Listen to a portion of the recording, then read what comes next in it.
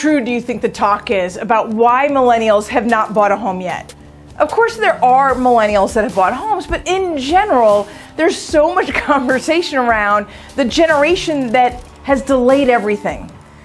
And the conversations, if you watch the headlines or if you listen to the parents, they're saying, well, the kids are moving back into my basement because maybe they're not mature enough to buy a home, or maybe they want the freedom to be able to travel or to choose a job that they want, and not based on pay, but based on experience. Or maybe they don't want to maintain a home or deal with the expense of buying a home. Or maybe they don't want to incur any of the loss that we've seen. And maybe that's it more than anything else. If you think of the oldest millennials, they were just coming into young home buying age when we saw the Great Recession. Maybe they saw or experienced some of that personally and had their parents lose money. Maybe they don't want to go through that twice, right? Or maybe it's because during the last 7 years, wages didn't pick up as fast as homes appreciated. Wages were relatively flat, yet homes were appreciating in double digits. It also got expensive to try to save because they had all this credit card debt and student loan debt. Maybe that's more of the answer than they wanted to live in their parents' basement. I'm starting to think that that's true. Because as millennials are getting older, and right now, 4.8 million are turning 30 this year. That's an incredible number. The oldest millennials are 39. If you look at the Google searches, right, there's an index that calculates what is being searched on, and baby names and wedding registries are skyrocketing. In fact, baby names have doubled in the last 4 years.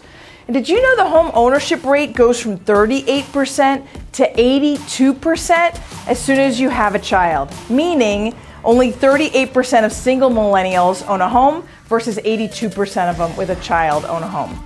So if I'm getting married and I'm having a baby, now maybe that fear of being at the top of the bubble isn't as critical as having a yard, as creating community, as being able to provide financial stability for my family.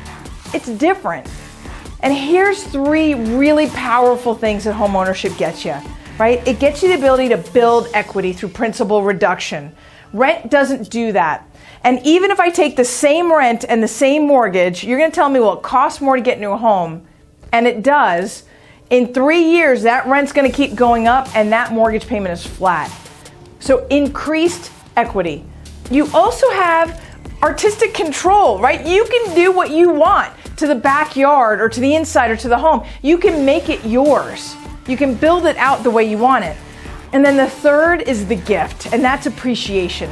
The Denver market over the last 30 years has appreciated 6% on average. Now we have our slow years and our down years and our up years, but 6% over the long run.